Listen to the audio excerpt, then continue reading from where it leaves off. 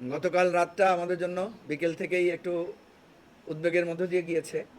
আপনারা জানেন যে গত বেশ কিছুদিন থেকে, বিশেষ করে ঈদের পর থেকেই রাজনৈতিক পরিস্থিতিটা একটু একটু করে ঘোলাটে হতে থাকে এবং তারই প্রেক্ষিতে বেশ কয়েকদিন যাবৎ পরপর কিছু ঘটনা ঘটেছে এবং গতকাল আমরা একটা কথা ছড়িয়ে পড়ে যে প্রধান উপদেষ্টা তিনি আর শপথে থাকতে চান না, তিনি তার পদ থেকে ইস্তফা দিতে চান, এরকম একটা খবর ছড়িয়ে পড়ে। আমরা নানা তথ্য বিশ্লেষণ করে জানার চেষ্টা করি বিষয়টা কি। পরে এনসিপির আহ্বায়ক নাহিদ ইসলামের সূত্রে আমরা জানলাম যে প্রধান উপদেষ্টা বিভিন্ন কারণে উনি মনে করছেন যে তিনি যেভাবে রাষ্ট্র পরিচালনা করতে চাচ্ছেন নানা কারণে তিনি সেটা পারছেন না, যার কারণে তিনি আর শপথে থাকতে চান না।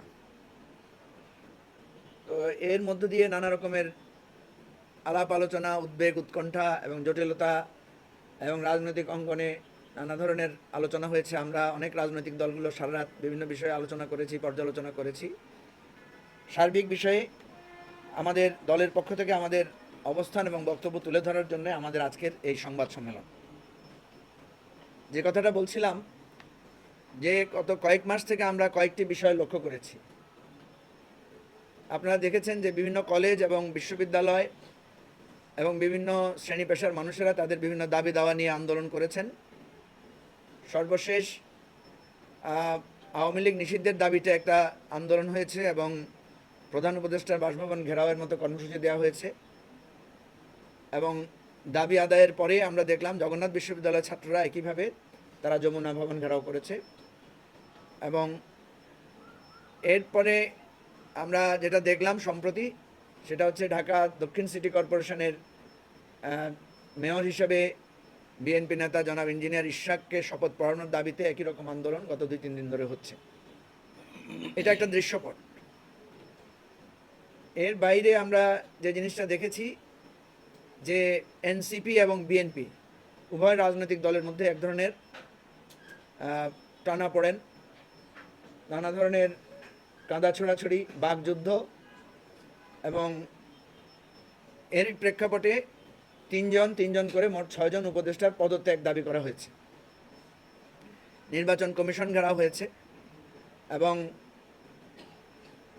আরও আমরা দেখলাম যে 2 জন ছাত্র উপদেষ্টার পাশাপাশি জাতীয় নিরাপত্তা উপদেষ্টার পদত্যাগের ব্যাপারেও বিএনপি দাবি তুলেছে।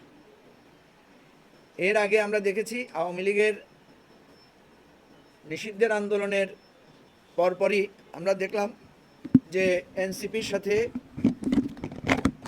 জামাত এবং ছাত্র শিবিরের এক ধরনের বাকযুদ্ধ এবং সম্পর্কের অবনতি ঘটেছে। বিভিন্ন রকমের আলাপ আলোচনা এবং উপদেষ্টা মাহফুজ আলমের বিভিন্ন বক্তব্য নিয়ে পরিস্থিতিটা এমন হয়েছে যে আমরা দেখলাম যে বিএনপি এবং এনসিপি একেবারে মুখোমুখি অবস্থায় দাঁড়িয়ে গেছে এবং এটাকে কেন্দ্র করে সরকারের সাথেও এক ধরনের সম্পর্কের অবনতি তৈরি হয়েছে। সম্প্রতি আরেকটি জিনিস যেটা বাংলাদেশের সাবেক স্বৈরাচারের মদতপুষ্ট রাষ্ট্রপতি আব্দুল হামিদের বিদেশ যাওয়া নিয়ে একটা টানাপোড়েন তৈরি হয়েছে এবং লাস্ট আমরা যেটা দেখলাম যে বাংলাদেশ সেনাবাহিনীর প্রধান জেনারেল ওয়াকারুজ্জামানের একটা অফিসার্স অ্যাড্রেসে তিনি সেখানে যে বক্তব্য রেখেছেন সেই বক্তব্যগুলো সোশ্যাল মিডিয়া এবং কয়েকটি পত্রিকার মাধ্যমে আমাদের এখানে কিছু বক্তব্য এসেছে। যে বক্তব্যগুলোর সাথে সরকারের বক্তব্যের কিছুটা দ্বিমত আমাদের কাছে পরিলক্ষিত হয়েছে। এমতো প্রেক্ষাপটে আমরা দেখলাম যে সরকারের সাথে রাজনৈতিক দল, প্রধান রাজনৈতিক দল, সরকারের সাথে ছাত্রদের যে রাজনৈতিক দল, একই সাথে সেনাবাহিনীর নেতৃত্বের এই যে একটা ঘোলাটে পরিবেশ, এই ঘোলাটে পরিবেশটাতে আমাদের কাছে মনে হয়েছে যে সরকারের অবস্থান, সরকারের কর্তৃত্ব কিছুটা দুর্বল হয়েছে এবং সরকার তার কর্তৃত্ব প্রয়োগ করতে পারছে না। আমরা গত 16 মে চট্টগ্রামে যে জনসভা হয়েছিল আমাদের, সেখানে আমি স্পষ্ট মনে আছে আমি বলেছিলাম যে রাজনৈতিক দলগুলোর সাথে যদি সরকারের আস্থার সংকট দেখা দেয় তাহলে একটা জটিল সংকট আমাদের জন্য তৈরি করবে।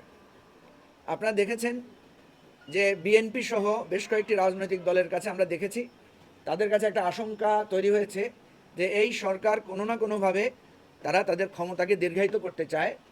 তারা আপনার আমাদের যে সংস্কারের স্বপ্ন সংস্কার করতে চায় না বা সংস্কারের পথে বাধা সৃষ্টি করছে এবং তারা দ্রুত নির্বাচন দাবি করছে। আপনারা জানেন এবি পার্টি একটি মধ্যপন্থী রাজনৈতিক দল। আমরা সাধারণত মানে যে কোনো এক্সট্রিম পজিশনকে আমরা অ্যাভয়েড করার চেষ্টা করি। আমরা খুব কাছ থেকে বোঝার চেষ্টা করলাম যে আসলে সমস্যাটা কোথায়। আমরা দেখলাম যে সরকারের পক্ষ থেকে শুধুমাত্র দুই একজন উপদেষ্টা বিচ্ছিন্ন বিক্ষিপ্তভাবে কিছু মন্তব্য করেছেন, যেগুলোকে কেন্দ্র করে বড় রাজনৈতিক দলগুলো একটা সন্দেহ সংশয়ের দানা ওনারা বেঁধেছেন। কিন্তু সরকারের পক্ষ থেকে কোনোভাবেই নির্বাচন পেছানোর বা নির্বাচনকে দীর্ঘায়িত করার কোনো সুস্পষ্ট আলামত বা বক্তব্য আমরা পাইনি। বরং সরকারের কাছ থেকে যেটা আমরা পেয়েছি, যেটাকে আমরা সমালোচনাও করেছি, যে সরকার বলছেন যে ডিসেম্বর থেকে জুনের মধ্যে তারা নির্বাচন দিতে চান। আপনারা দেখেছেন, আপনাদের মাধ্যমে কিন্তু আমরা দাবি তুলেছি যে সরকারকে একটা সুনির্দিষ্ট রোডম্যাপ দেওয়ার জন্য, এবং আমরা বলেছি শুধু নির্বাচনের রোডম্যাপ না, তারা যাতে সংস্কার, বিচার এগুলো সম্পর্কে একটা রোডম্যাপ দেন। সুতরাং এই জায়গায় আমরা সরকারের সাথে বিএনপির বিশেষত একটা দূরত্ব আমরা দেখেছি। আমরা চেষ্টা করেছি এই দূরত্বটা দূর করার জন্য। সরকারের বিভিন্ন উপদেষ্টাদের সাথে আমরা কথা বলেছি এবং বিএনপির সিনিয়র পর্যায়ের নেতৃবৃন্দের সাথে আমরা অনবরত কথা বলেছি। এর বাইরে সমমনা যে সমস্ত রাজনৈতিক দল আছে তাদের সাথেও আমরা কথা বলেছি। কিন্তু দুর্ভাগ্যজনকভাবে আমরা দেখেছি যে সরকারের অনেক উপদেষ্টাদের কাছ থেকে আমরা খুব বেশি ভালো সাড়া পাইনি। এটা যে একটা সংকট তৈরি হচ্ছে, এটা যে একটা সমস্যা তৈরি করবে, এই বিষয়ে আমরা বোঝাতে চেয়েছি, কিন্তু খুব ভালো রেসপন্স আমরা তাদের কাছ থেকে পাইনি। বরং কোনো কোনো উপদেষ্টার কাছ থেকে আমরা অসহযোগিতাও পেয়েছি এবং তাদের নানা রকমের কথা এবং তাদের আচরণে এই ঐক্যটা আরও বিভক্ত হয়েছে এবং দূরত্বটা তৈরি হয়েছে। বিএনপি বড় রাজনৈতিক দল হিসাবে আমরা বিএনপি নেতৃবৃন্দকে বোঝাতে চেয়েছি যে বিএনপির একটা দায়িত্বশীল ভূমিকা রয়েছে।